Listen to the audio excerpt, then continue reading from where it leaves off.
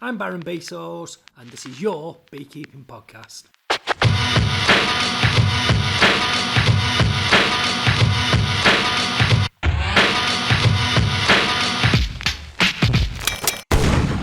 Yeah, baby, buzzing. Now then, let's get on with it. So, it's a great privilege and a pleasure for me to introduce you to my first guest. He's 20 years plus in beekeeping, he's a swarm specialist, he's a massive promoter of bee conservation, and he's an educator in all aspects and areas in beekeeping. Ladies and gentlemen, Alan Towes. Hi there. How are we doing, Alan? Are we okay? I'm fine, thank you. Excellent. So, Alan, you're my first guest on the podcast, and there's loads of reasons why I wanted you to be first. But one of the reasons is you was my teacher on the beekeeping course last year, what I took in January.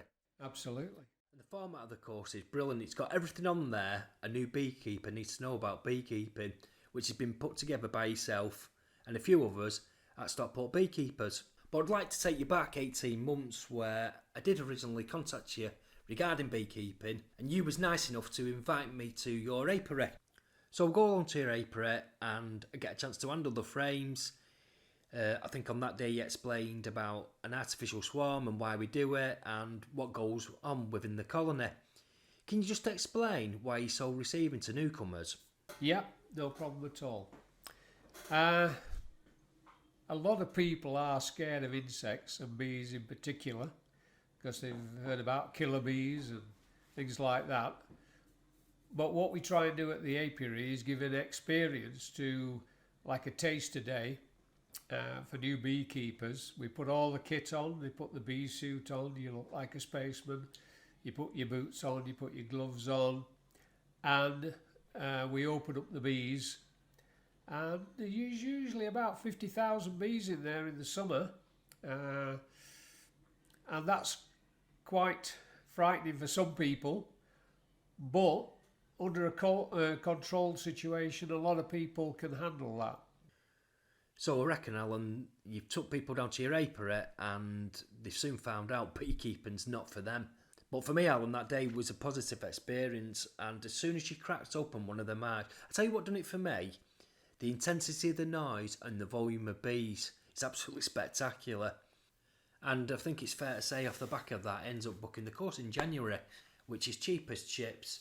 So for anyone who's considering booking the beekeeping course with yourself, what can they expect?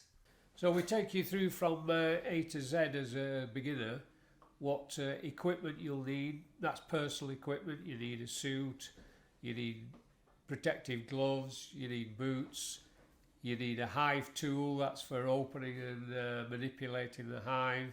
You're going to need a smoker, that's to create a little puff of smoke so that calms the bees down when you use that. That's your insurance policy. If the bees are getting a bit too frisky, then you can just give them a little puff of smoke and they calm down. What they think, the idea is they think that it's a forest fire, and they think they're going to go on a journey, so they start and eat some honey, and once they eat honey, that fills the stomachs up and they can't bend so easily. It's like you having a Christmas dinner. You don't want to go around doing a lot of exercise after you've had your Christmas dinner, and so the bees are exactly the same, and it calms them down, gets them full of honey, and they're less likely to bend, and so they can't sting you. Yes, it's really interesting to observe. So I've seen you in action, mate, and your passion for beekeeping second to none, and this shines through when you take students off the course down to the apiary. When you see everyone so focused and engaged, does it take you back to a time when you first started beekeeping? So where did it all start for you? I'd always wanted to keep bees, but never really had the opportunity or the time available.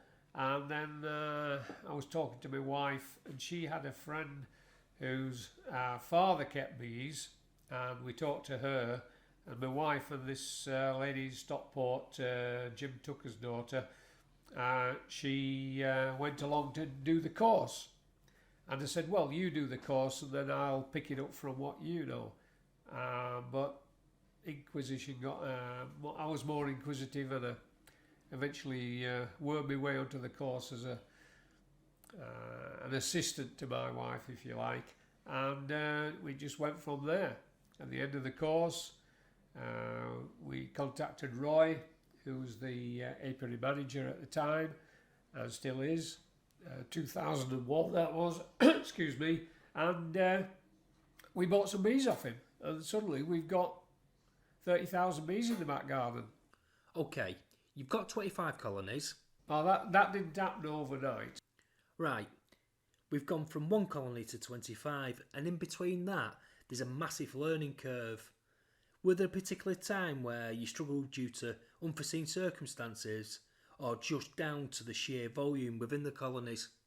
Okay, so the first year, 2001, wasn't a particularly good year for beekeeping in terms of the weather wasn't great, and a lot of people didn't get any honey that year, or very little.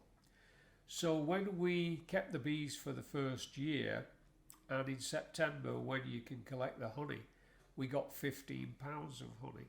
Now, that's quite poor for a hive, but it was a new hive, and at that point, if you get any honey at all in your first year, you're doing well. Yeah.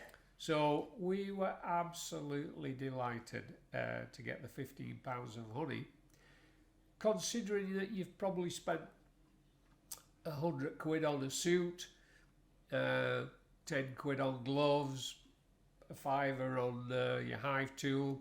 You've bought a hive.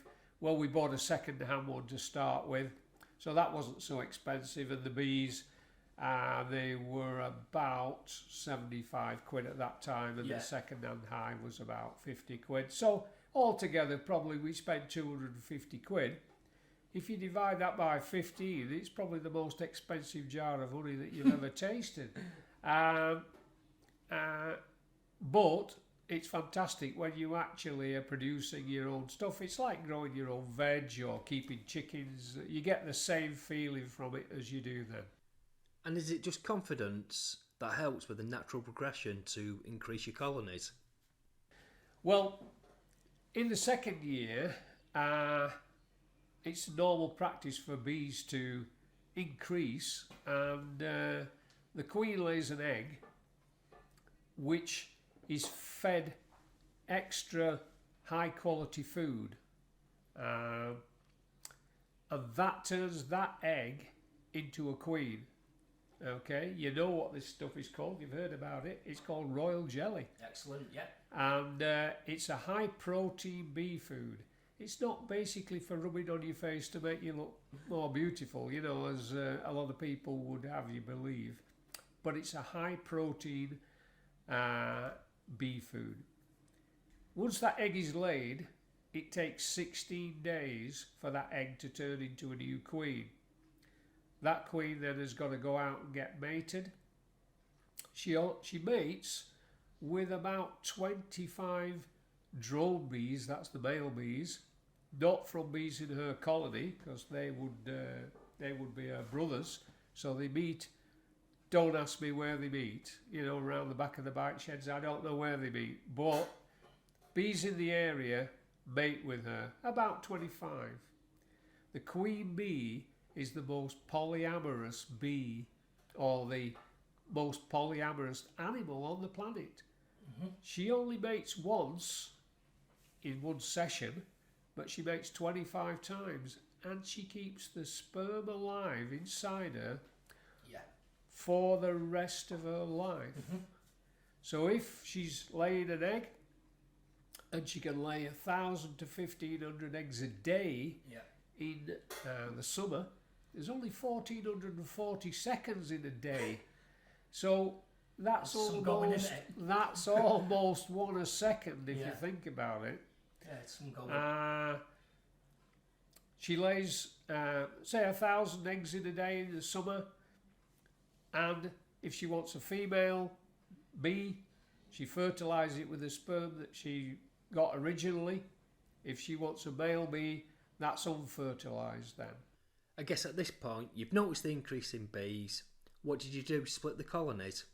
Well, we ended up having queen cells, and at that point, if you don't split your colony, you get a swarm, and they all fly off down the road, or half of them fly off down the road, and you've lost a lot of honey, you've lost a lot of bees. So at that point, you do a split of your hive. It's called an artificial swarm. It's not a difficult thing to do, but you've got to get to grips with it, the technicalities of where to put the queen, where to... Yeah. Sorry to interrupt you, but knowing an artificial swarm needs a bit of understanding. Do you think new beekeepers tie themselves in knots over routine inspections?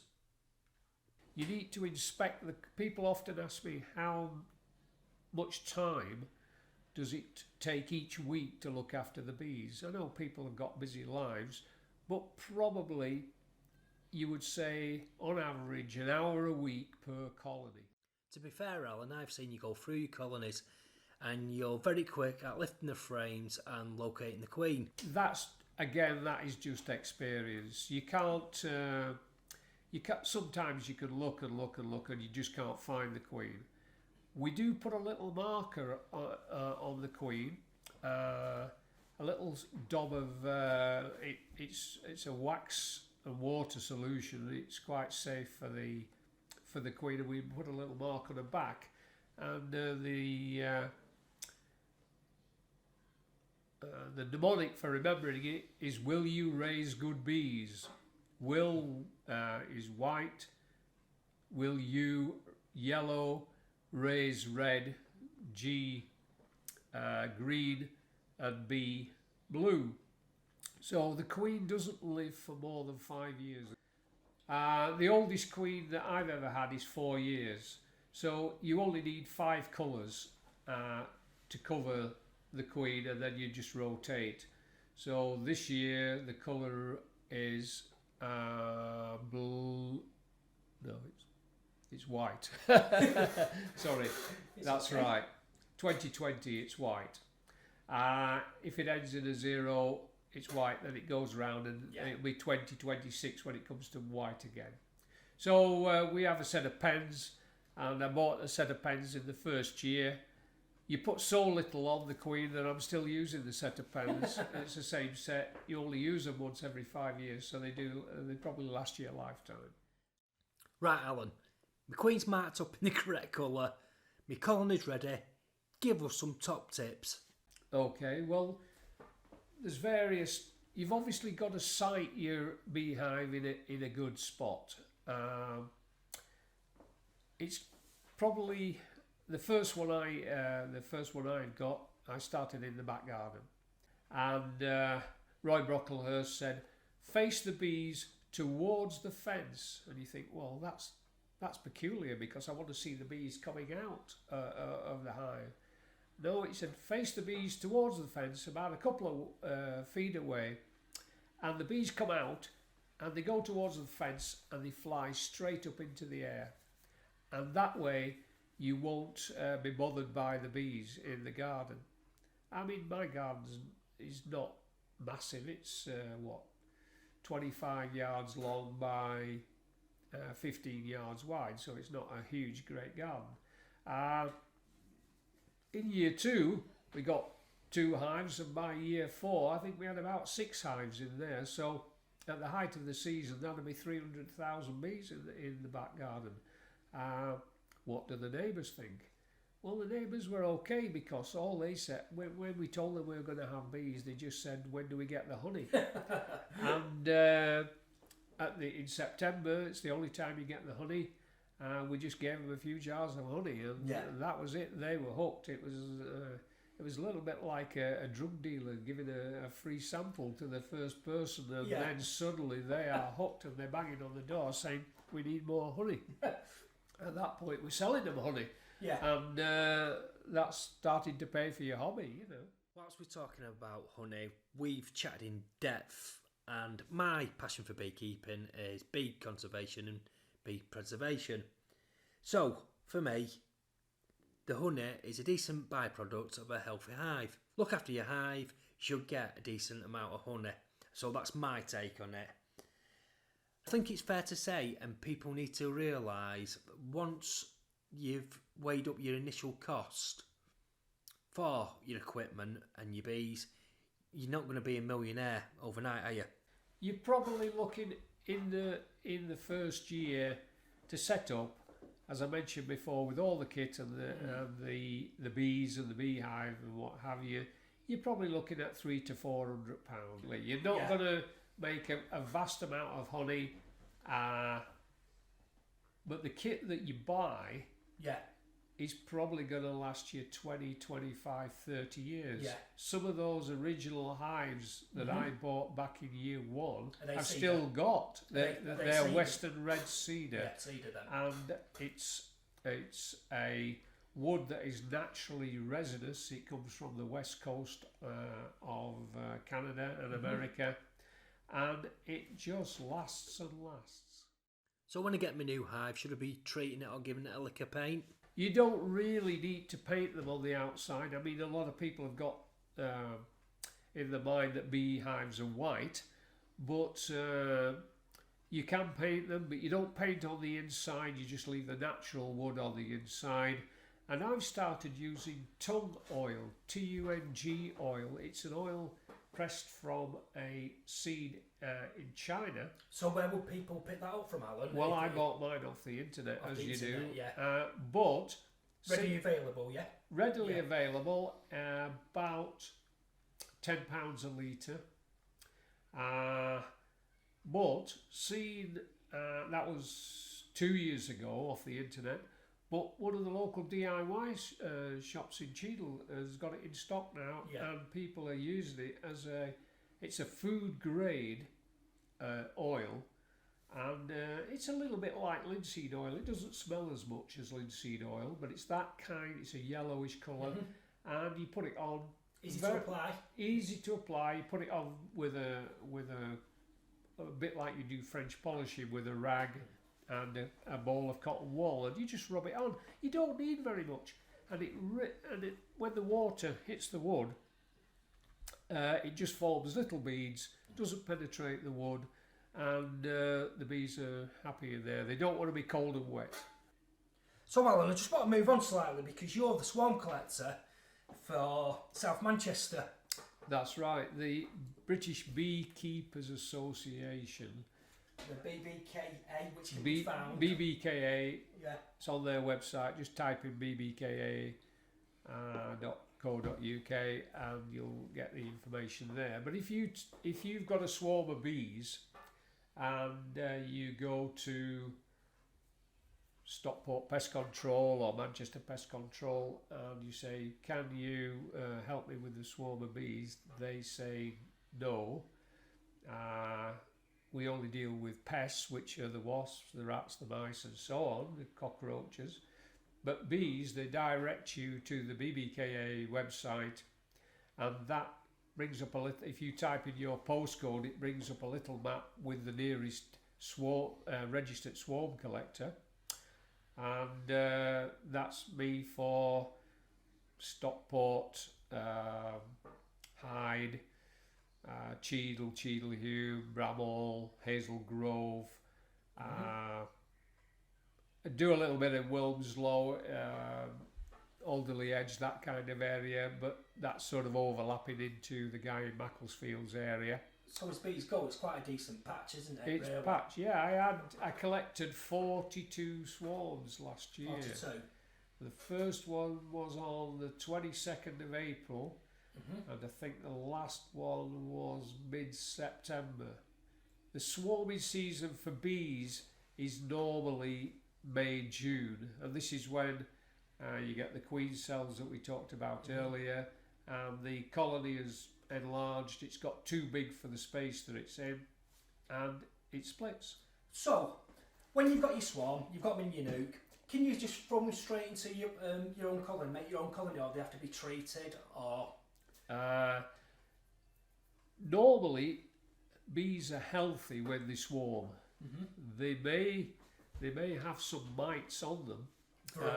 Varroa mite. This is the worst nightmare of beekeepers. The thing that all beekeepers dread, but bees have got it now. It's a little bit like nits at school. You know, they jump from head to head. They jump from bees to bees. So when you get a swarm, you may have a few mites, and so you could treat them at that point with the prescribed chemical, and that will get rid of the mites in the short term. I normally collect swarms in a skep, which is the old-fashioned straw basket. One of the reasons is if you're picking the bees up from a tree or a bush or whatever, you can sort of bend it into shape to fit the basket. People often are surprised when they run for the beekeeper to come and they're expecting like a Ghostbusters machine to suck up all these bees and put them in a box and take them away. And it's a man turning up with a basket and a piece of cloth. And what we do is put the basket underneath the branch where the bees normally are, shake them, they go in the basket. If the queen goes in the basket, then all the bees will follow because they can smell her. She'll send out a scent. It's called a queen pheromone. And this is a smell, and the bees can't be without. They want to know that Queenie is happy because she's the only one who can have baby bees. She's the egg layer, and if she's not functioning correctly, or she's getting too old, or she's running out of eggs or sperm, then they're looking to produce a new queen. But when they swarm, she takes half the bees with her, flies off, finds a new location, and usually that takes up to a week to find a new location. But in that time, the bees have come into your garden, and or even on railings or walls, or all sorts of places where you on cars, even at garages, I've been to collect them, and it's just an odd place that they have a staging post until they find a new home. So at that point, you put them in the basket, wait for all the bees to go in, and then people say, how are you going to get them home? Well, I'm going to put them in the back of the car and drive along with them. Sometimes they do get out.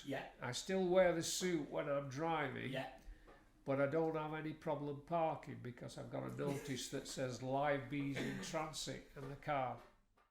Not only will you go out and collect the swarm when you get the phone call, you will unselfishly give your time out to anyone who's got a colony and is struggling. One of the beginners, she got the bees in a garden, and she said, the bees are very aggressive, Alan, and as soon as I lift the lid off, they're starting to sting me. And I thought, oh well, it's just a beginner, she's probably not doing something correctly. I said, well, I'll come along and have a look at them for you. And I thought, I'd been beekeeping 5 or 6 years then, and I thought, well, you can't faze me with bees. If I get the lid off, we can smoke them, and we'll do something with them. Well, we went to the garden, we were all suited up, we take the lid off the bees, and immediately you got that roaring noise that's saying, I am coming to get you. And they are stinging us through the suit that you're wearing, and we'd run away back to the car, which was parked about 200 yards away from where the bees were. And I'm not a fast runner, but you can't outrun bees if they're coming for you. And we got in the car and we're batting bees off the suit, and the bees are still pinging off the side of the car coming to get us. What causes this? Well, it's probably something that's not right within the colony. Probably the queen's not right. For some unknown reason, she's not giving out this pheromone, this smell that we talked about before. And the bees are not happy. And at that point, they just become very, very aggressive. Okay, Alan, so there's 2 school of thoughts to combat this issue. Either cull them or requeen the colony. Which did you do? What we did was she bought another queen, and that queen comes along with 3 or 4 bees, so worker bees, attendants, and that comes through the post. Yeah. And the postman, when we've bought queens, he comes along with a packet and sort of knocks on the door very quickly and hands it over. It says live bees in transit, you know. But what we did was we moved the colony away from its normal place and put an old beehive with some old comb back in the original place. The queen stays where she is in the new place, but the bees that are the stingers, the old bees, they fly back to the old spot. And so at that point, you can kill those. Mm-hmm. It's not a nice thing to do. Mm-hmm. You put a little bit of carpet over the hole in the top of the hive, the crown board it's called, and you pour about half a cup of petrol in. Yeah. And within 10 or 15 minutes, that's killed them all. Yeah. The thing is, you've also destroyed all your woodwork. Yeah. As well. So the best thing to do is just set fire to the whole lot. Uh-huh. In your colony that you've moved away are all the young bees. And young bees don't develop a sting until they're about a week to 15 days old. And you've got the queen. So at that point, you find the queen, you squish her, or if you don't like squishing her, then you could put her in a little tub in the freezer and that will kill her. Mm-hmm. And you leave them queenless for a couple of days. And then the one that's come in the post, your new queen that's come in the post, you can introduce that carefully in a little cage into the non-stinging bees. Yeah. And that sorted the problem. So there is a solution if you have got an aggressive colony. And if anyone's listening to this and they have got one, hopefully that method will work for you. Right, Alan, I just want to touch on hives. There's various ones out there. Which would you recommend? The main one that's used in this country is called the British Standard National Hive. And it's made of the Western Red Cedar, or it can be made of other woods, but the Western Red Cedar is very long lived. And also it's quite light. It feels a little bit like balsa when you pick it up, but it's a very strong wood. There are beekeepers been going a long time, so there's Langstroth hives, which is the main hive used throughout the world in terms of America, Australia, Europe uses the Langstroth system. There's WBCs, William Broughton Carr, a guy from it was Yorkshire who moved over to Cheshire, and he invented the what you would call a typical beehive with the sort of layers. It's hard to describe. I'll show you a picture of it, but it's hard to describe in words. But it's, if you think of a typical beehive, that's a WBC hive. They're quite expensive, and I'd probably only use them if I was based in Buxton, you know, because they do keep... frame overlap. That's right, it's like a frame overlapping the beehive, that's right. And it keeps the bees a bit warmer. So there's a lot of talk now about new hives on the market, and these are polystyrene. Some people don't like that on religion. Have you had one? I've had a polystyrene one. What do you think of them? I'm quite taken with them. In fact, if you're a commercial beekeeper in Scotland, they've virtually taken over from the nationals in Scotland, because they do keep the bees warmer in the winter. And do they hold the same amount of frames? They hold exactly the same amount as a national. Yeah. They fit national frames, and they're very light. Mm-hmm. They're well made. It's not like the polystyrene that you get on the packaging for a new TV. Mm-hmm. It's high density polystyrene. It's much harder than that. A lot of them come already painted, and so the maintenance is low. Mm-hmm. I bought these for the first time last year. I think they were 125 quid for the hive, and we've got them on the top of Fred Perry House in Stockport, which is a very exposed location on the roof there, and the bees have done well in them. Yeah. And we got a lot of honey from that location. So I'm going to get some more polystyrene hives. I've got 4 at the minute. So have you had them for a full season, including winter? This is the winter that What they're going through now. That's right. So do you think the Well, bees have fared in them this winter? They're doing fine. They're doing fine at the moment. Yeah. You can close the entrance down to very small.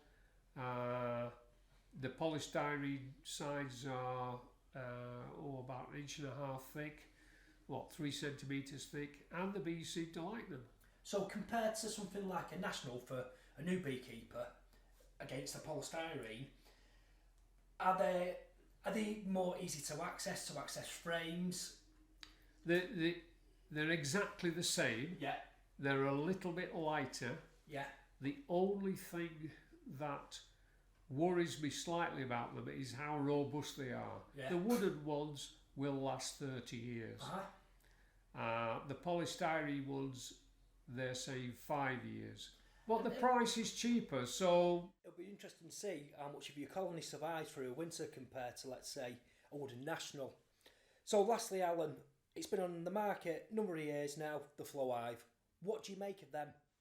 Well, 3 years ago, one of the students on the course, a girl called Dawn, she lives in Reddish, she bought a flow hive, and these are 450 really pounds. expensive, aren't They are expensive. The idea is that it's a normal brood chamber, but you need but with a special top, a special super, and the supers inside are plastic, and the frames are already drawn out, so the bees don't have to make the wax for the frames. They just fill up the frames with honey. At the end of the season, you put a key in and twist it, and the honey pours out, and it does.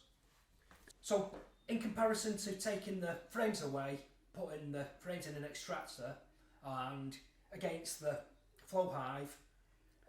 Well, the flow hive is much easier. There's no question about that. Is it better in terms of ease of use and so on? Yes, it is, because you don't have to have an extractor. Do the bees like them? They seem to like them. I got a reasonable amount of honey out of there, and would I swap all my gear and go over to flow hives? No. When I can buy a polystyrene hive at 125 quid, or a wooden hive at 150, or a flow hive at 450, then I'm quite happy now to carry on with the wooden hives or the polystyrene hives rather than the flow hive. I got one just as an experiment again, really, just because people were talking about them. Yeah. It was the biggest Kickstarter in the history of the internet when this guy put the flow hives on the market. Do you think that's because there's less interaction with the bees? So let's quickly explain. The bottom of the box is a brood box, which is a brood box where all the bees do the breeding and all the baby bees are born. There's a little bit of honey in there, but obviously you can't extract that because you'd be extracting baby bees with it as well, and you get a mess. And then we have... And then there's a queen excluder, which stops the queen moving up into the area where the honey is stored. And it's this part of the beehive that the flow hive comes into its own, because the bees don't have to work the wax in order to store the honey. That's where they store it in wax. The hexagonal shapes are already made in the flow hive. There's loads of and obviously, YouTube things that you just go onto YouTube, put flow hive in, and you'll see how it works. It does work. It's very expensive, and that's the thing that does put me off. If it was the same price as a normal hive, then I'd probably go over to them. My take on them is that I feel there's less interaction at the top of the box, and someone new to beekeeping will be more comfortable with that system. I must say that Dawn has bought another one. Yeah. So from her original one hive, she's gone up to 2 hives, and she's bought another flow hive because she likes them. They do have inspection windows in the side of the brood chamber, where you can take off a little wooden cover, and you can see the bees through glass or plastic, and you can see what's going on. That gives you an indication. You still have to go in and look at the bees on a weekly basis in the brood chamber, but you obviously don't need to go through the plastic bit at the top. You can just take that off, and the bees will just be okay in there. And how does it work? The hexagonal shapes go out of alignment, and then the honey flows down. It takes probably an hour for that, depending on temperature. If it's warmer, obviously it's quicker because the honey's runnier, it's less viscous. If it's cooler, it might take a couple of hours for all the honey to come out. If you're doing that in the old-fashioned way, using an extractor, you're probably looking at 2 to 3 hours to get the honey out of a super. And what's the difference in volume compared to... There's no difference in volume of the amount of honey that you get. There's no difference. No. But interesting. You've got everything set up right now, Alan. The bees are thriving. Where's a new beekeeper's next port of call? Well, the next port of call is, how do you continue to learn your beekeeping after you've been on a basic course? You talk to other beekeepers, and the main source of information on beekeeping is the British Beekeepers Association, the BBKA, which Stockport Beekeepers is a part of that. We've got a website, stockportbeekeepers.co.uk, and that tells you all about the meetings that we have. We have speakers on a monthly basis coming and talking to us at Woodford Community Centre. That's usually on the second Wednesday of the month, 7:30 till 9:30. I'm going to just interject, this is open to non-beekeepers. This is absolutely open to people who just want to come and get information as well, yeah? Absolutely. It's open to all people. You don't have to be a member. You can come along, you pay £1, but within the £1 you get a cup of tea and a biscuit, and you chat to other beekeepers, and you meet other beekeepers in your area. And sometimes people say, oh, well, I'm from Poynton. Oh, well, I live in Poynton as well. What street do you live on? And they tell them the street. They're at the other end of the street, but they don't know that there's another beekeeper there, because why would you know? And so people buddy up, and that's a really good thing, is to buddy up with somebody else who is a beekeeper, because what do you do when you go on holiday? Who looks after your bees on a weekly inspection? You need somebody else as a backup situation in case something happens you can't handle it. I suppose in that scenario, 2 heads are better than one, and if you're fortunate enough to buddy up with someone with a bit more beekeeping experience, it's a bonus. Yeah, I've had colonies where people on the phone come to me and say, Alan, the colony is full of black. What's wrong? There's some. Have I got some disease? And I say, okay, I'll come round and have a look. That was a few years ago. What people are doing now is taking an image of the colony with their phone and emailing the picture to me, and I can say to them, no, it's just pollen. It's actually poppy pollen, because that's black, and they've been feeding off poppies somewhere in your area. All pollen is different colours. Bluebells, do have blue pollen, but horse chestnut is a yellow colour. Balsam is a pale yellow colour. There's not, it doesn't mean it's a blue pollen because it's a blue plant or a red flower. And so poppy pollen is actually black. And this person thought they got some disease, and I said, no, everything's okay. It's just poppy pollen. Wasn't the a time back in April where another beekeeper got in contact with you and asked you to go and see his site where his hive was because his colony had died. Yeah. Obviously, colonies die for various reasons. The most common ones are starvation in the winter, where there's not enough food to get over the winter. Can that be from newbies taking too much of the harvest? Absolutely. Yeah. If you've got to leave the bees a minimum of 30 pounds weight of honey in the hive to get through the winter. That's why they collect nectar to turn into honey, which, when there's no flowering plants available, no flowering trees available, they can then consume that honey and keep warm during the winter. The bees don't hibernate. Hibernate means go to sleep, but they go very docile. They don't do much. It's like a group of penguins where you've seen the outer penguin keeping the others warm inside, and then they get cold and they go into the middle, and the one comes to the outside. So they keep rotating round, and they keep the queen warm and well fed. So when there is a lot more food during the spring and pollen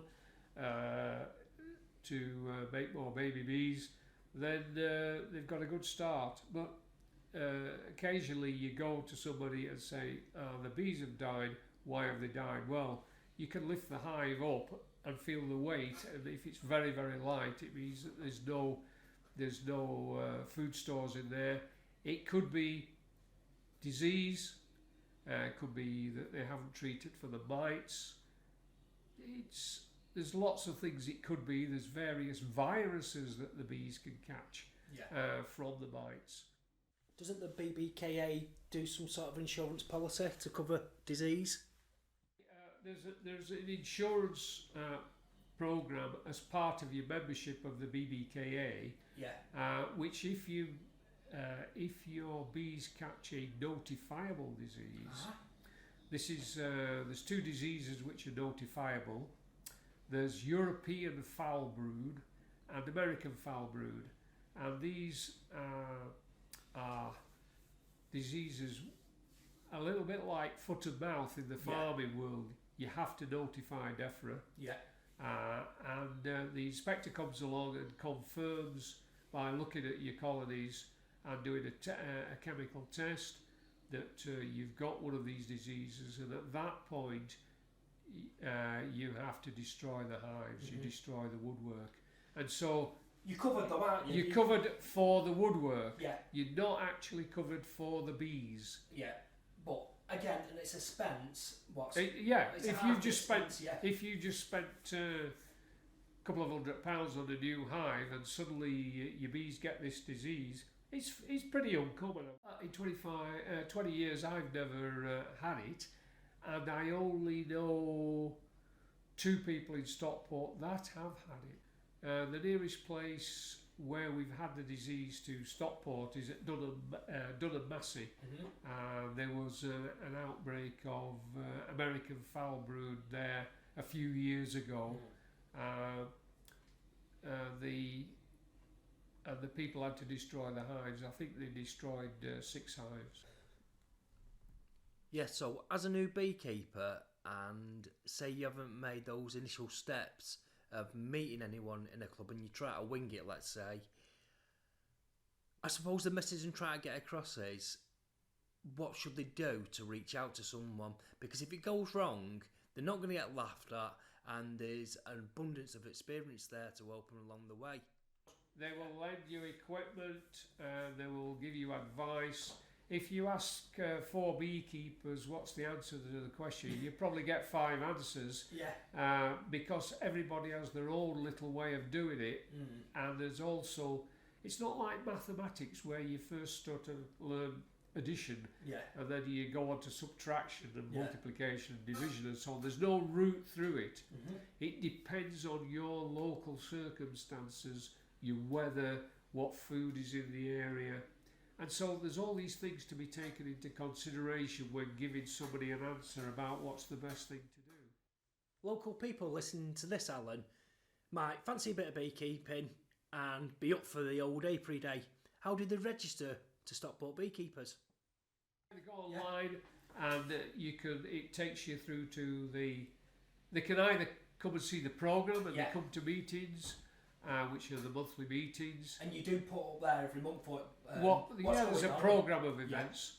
But in the summer months, this is what you came to, we have apiary meetings whereby... Which are amazing. Which you come along and somebody will open up a hive. We'll provide you with all the protective clothing. We've got various sizes of bee suits. Yeah. All you need to bring along is a pair of rubber gloves to cover up your hands and some strong footwear. Wellingtons is great because you can tuck the bee suit down the inside of your wellies and you'll be protected there. One of the worst places to get stung is on the ankles. And I've done it, I've gone, I don't need to put my wellies on to go up the bee. I'll just do this little thing. The bees can find it somehow. Oh, tell me about it. I made the fatal error of wearing a baseball cap and she got trapped under the peak and eventually she ended up stinging me on my nose and let me tell you, it was goddamn painful. You will make that mistake and you will get stung. We have one of the beginners from last year, a lady who lives in Hazel Grove, Jill. She bought the hive, she went on the course, she did everything that you should do. She understood what she was doing. I sold her some bees. She was coming along very nicely, 3 or 4 weeks, and then she got stung for the first time. Massive reaction. Her arm swelled up. She got swelling all over her face.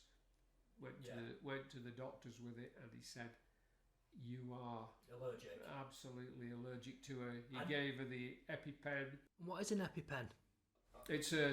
It's a shot of adrenaline that you have to stab into your leg, and they give you 2 EpiPens because if the first one doesn't work, you can stab yourself again and give yourself a bigger dose. But you need to carry them around with you in the season, and they will stop your airways getting blocked up. It's a little bit like the nut allergy. That it's very, very serious if you are. Saying that again, in 20 odd years, she's only the second person that I've come across that has to carry an EpiPen. And if you remember Paul at the club, he still continues with his beekeeping. But he's been in hospital with bee stings, but he carries 2 EpiPens with him all the time. So, with all that information there on the website's stockportbeekeepers.co.uk. That's right. You can register. Just go on there, and if you're local, just go along to the... But if you're listening to this in another part of the country, then just type in either, Lancashire Beekeepers, Sussex Beekeepers... Oh yeah, because this advice is it's not structured just for people in the northwest. No. If you are getting bees, go along to your local local organisation, and they will look after you. You can. I'm not saying don't look on YouTube and things like that. A lot of the stuff on beekeeping on YouTube is American. So you just got to take that into account, that we obviously don't have the same weather as Florida. Or we're not in Nova Scotia either, you know. So there's a whole range of things that you've got to take into account if you're looking at YouTube and just following somebody blindly off that. Go and find your local people, because they will know the bees in the area. They will know the situation, which is a good area, which is a bad area, sort of thing. And go from there. Alan, it's been great having you here today. I've absolutely loved it. But considering the state of the bee population and the bee crisis, is there a message, what you want to put out there to bring people across to the dark side and get them into beekeeping? What will you get out of beekeeping if you take it up as a hobby? Well, you suddenly start learning more about plants, trees, flowers and so on, because you wanted to put your bees in a situation where they've got those available. You're going to get more knowledge about the weather, because you don't want to be inspecting your bees when it's raining, so you're constantly looking at the temperature, bees don't fly much below 10 degrees C, but it's not good if you start opening the hives up below, say, 16 degrees C. So you're looking at the weather, and you meet some beekeepers, and I've made some really, really good friends in beekeeping. It's a real social activity. It's not something that you're doing on your own. Yeah. And believe it or not, we even have honey competitions whereby we go and see whether my honey's better than your honey and so on. I rarely win those, but there are a lot of good friends made in beekeeping. And ultimately, which is the end game, it's helping the bee population. Absolutely. It's about 40% of everything that you put in your mouth in terms of food, a bee has been involved in its production. Every banana, every strawberry, every black currant, white currant, black currant, red currant in the world, as every almond has been fertilised by a bee. And the only things that don't get fertilised by bees, don't get pollinated by bees, are barley, oats, wheat and rice. They're wind pollinated. It'd be a pretty restrictive diet if we only had barley, oats, wheat, rice, Excellent. and so on.